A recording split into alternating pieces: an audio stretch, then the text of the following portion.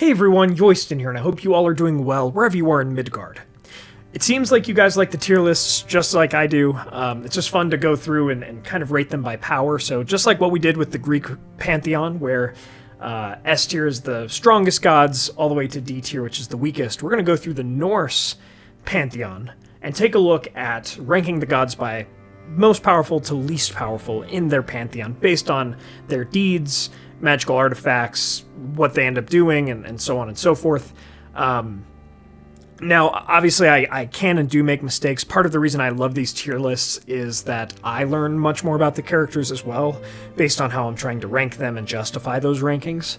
So with Greek mythology, quick revision for whatever it's worth, I was told and reminded really that Hera did show some physical prowess and actually wrestled down Artemis and I believe threw Hephaestus even off of Olympus at some point or something like that, right? So I would probably move her up, but that's kind of the fun thing, is that these just lead into cool conversations. So I'll consult my research as I've got it throughout the course of this video. And I also have some great websites here. Yadallir, inspired by the North, if I'm saying that correctly. It talks about the Aesir and the Vanir gods, and so if you want more visuals or representations on these gods, please check those out. That will be in the description below. It's helping me in building this tier list, because while I do like these visuals, they might not be all-encompassing, and you might still be left with some questions. So check out those resources if you kind of want to see more about these individual gods. All right, let's jump in, and we are starting with Tyr, the god of war, law, and justice. He, throughout the story, is most known for putting his hand in Fenrir's mouth, the great wolf, and saying that Fenrir, if the gods were lying and tricking Fenrir, and they were, he could bite off Tyr's hand. They were, he did, Tyr lost a hand.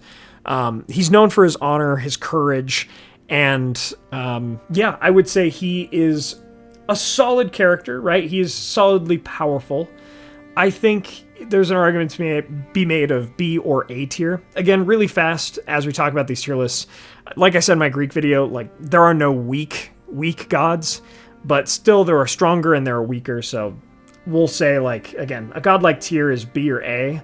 Very powerful, but still, we'll see more and less powerful. So that's kind of how I'm judging it. If a character's put into D tier, I'm not saying they're not important or not valuable or not even powerful, but just compared to the others, they're not as. All right. Next, we've got Balder. Now, Balder is very important in that his death is one of the causes, at least one of the catalysts for Ragnarok.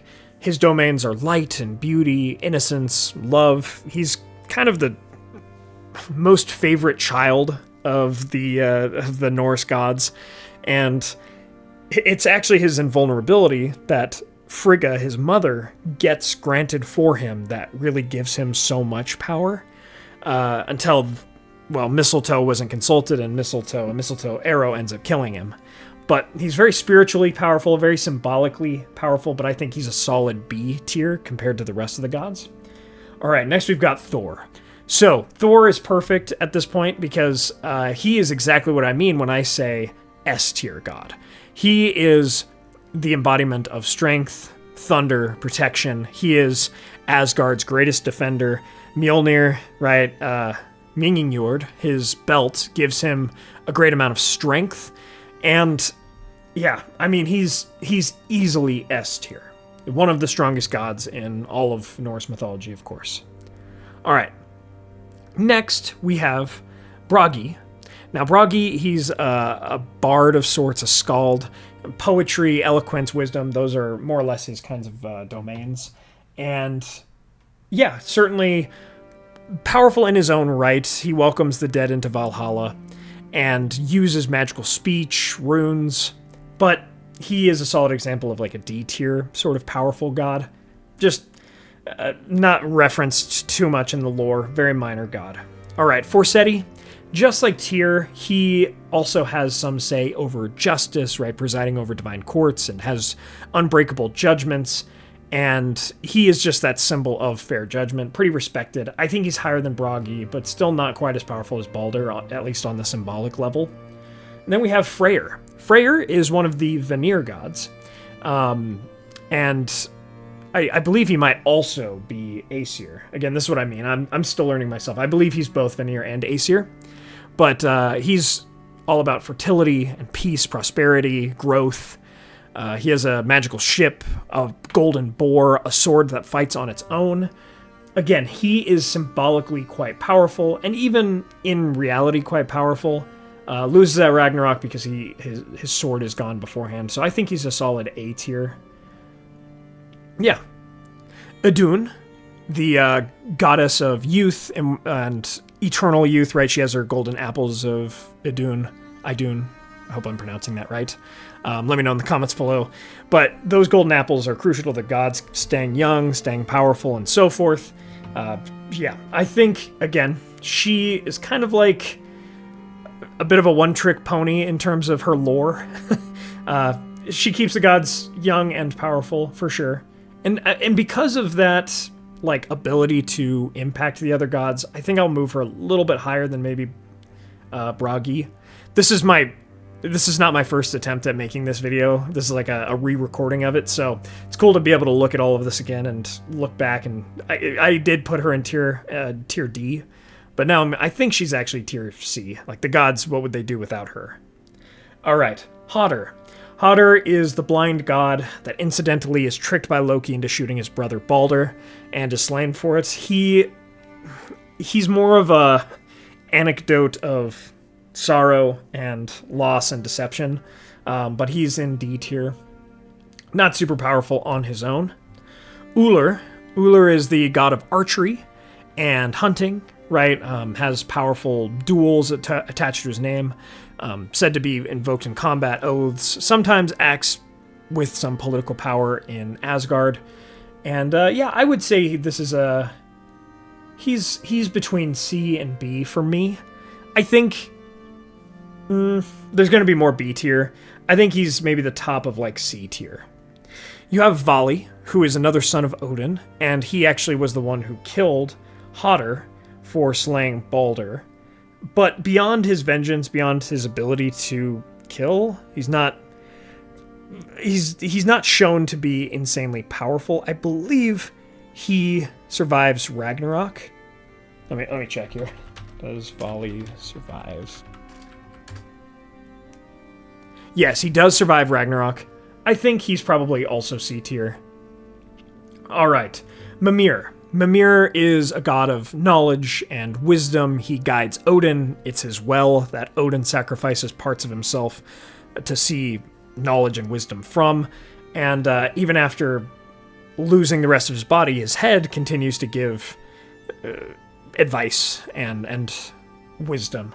So I think he's absolutely a solid B tier.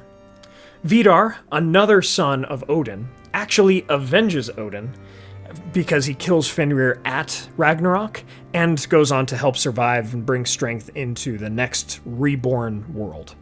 I think there's a solid argument for him to be definitely A tier. Maybe even S tier, depending on, but I think I'm going to be a little bit more pulled back and reserved with my S tier in this video because there are some that absolutely deserve it. I think he's solidly, absolutely A tier. Because of, just because he avenges the Allfather and is more or less a little bit of his heir, right? Silence, strength, vengeance, yeah. All right, Heimdall. Heimdall is more or less the last defense of Asgard with its wall, and it's his horn that really sounds off and begins Ragnarok in many ways. Now, he has that horn and a golden-maned horse. He is that line of defense for Asgard, and he also slays Loki. Now, he's also slain by Loki, so I don't know if that would be S or A tier. Again, I'm going to pull back with my S tier. Loki is just on a different level, and he's a little bit beneath that level, so I'm putting him in A tier, absolutely. Okay, Odin, the Allfather, god of magic and some warfare, and so many other things, right? Seeks knowledge and wisdom throughout his adventures during the stories of the mythology. Odin is absolutely S tier if anybody is. He influences fate. His fear of death is what causes so much of the mythology to happen. He's got incredibly powerful artifacts. Gungnir, his spear, Sleipnir, his steed, Draupnir, his ring. He's got his ravens. He's the king of the gods. And in the culture that the gods reflect here, the Vikings, they follow power, and he really embodies that in more ways and more dynamic ways than Thor does. So, absolutely S tier. Freya, the leader of the Valkyries, somewhat of a bridge between death and life, one of the greatest warriors amongst the gods. To be honest, the first time I shot this video, I struggled with her the most because she really is the line between S and A tier. And, I mean, let me go back through, like, war, fertility, death. Her Valkyries are powerful. She's got magical necklace, cloak, and magic in and of herself. She's one of the most powerful female entities, yeah, and I would probably even say, like, because she's also known to be a warrior. I mean, she's not as powerful as Thor, but she's certainly up there. I think I can justify actually putting her in S tier. Yeah, I think I can. Frigg, the queen of the gods. Marriage, motherhood, foresight, but also something I didn't consider as much as I wish I had the first time around trying to shoot this video. She does have a pretty substantial amount of power over fate and over death in many ways. She tells everything, and they also listen to her and swear an oath to her not to harm her son. Like, she goes to everything except mistletoe, and is able to avert her son from ever dying from those things, so long as he continues eating the golden apples, maintaining that vitality, and never, like, nothing can harm him. She gets her son almost total invulnerability, except for, like, the Achilles heel, if you would, of all of this. So that mastery over fate is something even probably Odin is a little jealous of. And that's the thing, is Odin wouldn't choose someone that's far weaker than him to be his queen anyway, so she's absolutely S. Sometimes we see Frigg and Freya as the same figure in some tellings of the mythology, and so that also makes sense to me of them both being S tier. Alright, Njord, going back to the Vanir for a second. Njord is the god of the seas, and kind of the winds and so forth, trade, wealth. Now, even though Norse mythology is very much built on, I mean, it's built for the Vikings, and the Vikings used the sea a lot, right? They were known for that. I find it interesting that they still think more about Thor than they do about Njord. Njord doesn't come up much in the tales of the mythology. He's powerful, but I think he's a solid B tier powerful. Yeah. Just doesn't change a whole lot within the greater mythology and so forth. He does survive, I will say, survive Ragnarok into the new world. So, again, maybe you could bump him up to A, but I think he's solid B. Loki. Without Loki, almost nothing happens in the mythology. He is the reason that so much goes down, and his kids actually kill Odin. Like, one of his kids, Fenrir, kills Odin. One of his kids, Jormungandr, the world serpent, kills Thor. So we have to remember that he is quite powerful when his full mind is set to rebellion against the gods. Ragnarok is his rebellion, and the rebellion of those that follow him and that he's assumed the allegiance of. So Loki is absolutely also S tier. Now, that's our final god, actually.